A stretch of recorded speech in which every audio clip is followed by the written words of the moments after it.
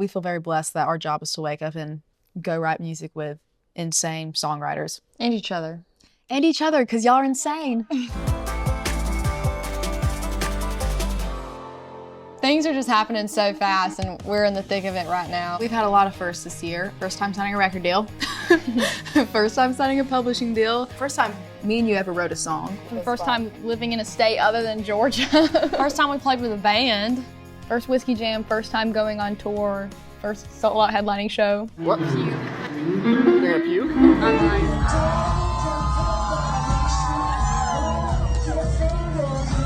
From the time we started like writing hardcore, posting on social media, signed and moved, it was like 7 months. It's crazy how life can change in just a year. Oh, number 7 road, won't you take me home? Out there where my roots run deep, strong just like that old oak tree. Hey, we're the Castellows. I'm Lily. I'm Ellie. And I'm Powell. How do y'all know each other? Since birth. They shared a womb, and I came 70 months later. So we're sisters. We feel like so blessed to be here and being able to work with each other. Because you think, you know, when you grow up close like us, we were homeschooled, that, you know, you see yourself eventually moving away, and we just feel very blessed to have, you know, a round two to be with each other after graduating and moving out. Working with your family, I think by itself is something that's really special because we could not do this by ourselves. And I think recognizing that we all have things that make up who we are in our band is the coolest thing in my mind. Where one of us is weak, the other one of us is strong. We're from a small town in South Georgia. We grew up on our cattle farm that our dad grew up on, kind of a generational family farm. We grew up riding horses, swimming in ponds, fishing, working cows, you know, baling hay, however country kids grow up.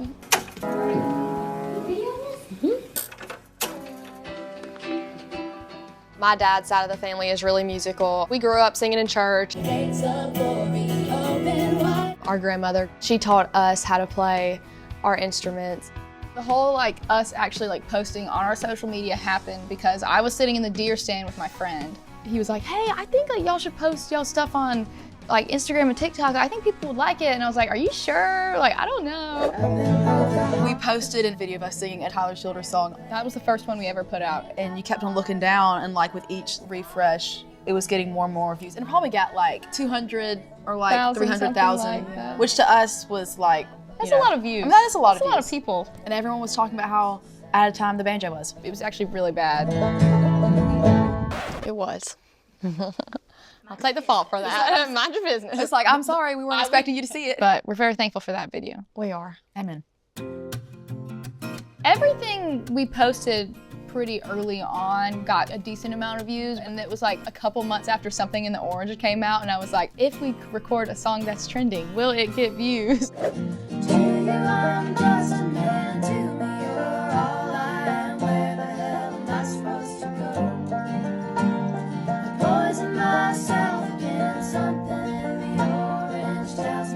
I was like, is this what going viral feels like?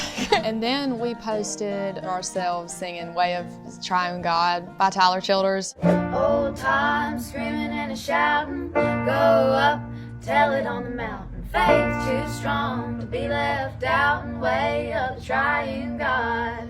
And that got like 11 million views. We were about to not post it because You were like, I don't like the way I'm standing. Like, my leg looks No, funny. and half the comments on that video is what is wrong with her leg. And then you weren't even playing the banjo. You strummed one chord because it was more To make sure we were on key. And then people were making fun of Powell just strumming one chord. And I was like, it's supposed to be I was acapella. like, man, she's ripping that banjo. And I was like, nope.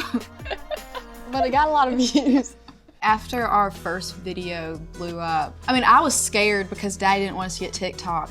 And I was like, if these videos keep on blowing up, then we gotta tell Daddy we downloaded TikTok. Hey, sorry. Daddy's okay with TikTok now. The music industry started reaching out in January of 2023, and I was managing us. We just didn't know anything. When we first came here, I was like, oh my God, how are we gonna like choose who to work with because everybody is so amazing, but everything ended up falling into place the way it should. We did sign a record deal in May. We were signed to 2 labels, Warner Music Nashville and then Warner Records in Los Angeles. They saw more than just success on social media. They saw a band that could do something. Because the initial reaction of us on social media, there was just such a build right when we signed. We feel a little pressure to keep that going, and thank the Lord, people still watch our videos and none of that really momentum has died down at all. I think everyone feels pressure to put out videos to keep your following just because it's so intertwined with what artists are doing these days, and I think you just kind of have to roll with it a little bit. It's a way for everyone to see what we're doing, and we want people to see what we're doing, so we're going to keep putting out videos. 7 miles east of a Wildcat Creek, if you blink, it'll pass you by.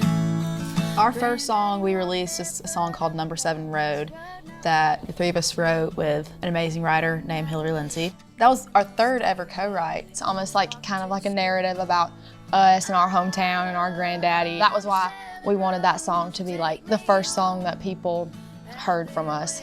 We just wanted to come on here and tell y'all how thankful we are for all the love and support y'all have given to Number 7 Road. And we're just so incredibly excited and thankful, and we have so much more to show y'all in the future. Yeah, we also want to thank y'all for 1 million followers. We've been in the studio for the first time. Studio and TikTok are 2 very different animals. Uncomparable. Well, it's definitely a lot more pressure. You know, you have to be more on the nose with the notes you're singing. I think we realized that last time we got in the studio. I also think playing your own instruments too, because sometimes you record the vocals separately and all that good stuff, and just having people there, producer, there's no comparison. The studio's way better. We're so excited that we're finally putting out our first project. Thank y'all for listening. As we've been doing this, the pressure has switched less to about making sure we post, weekly, to we need to make sure we write the best song this week.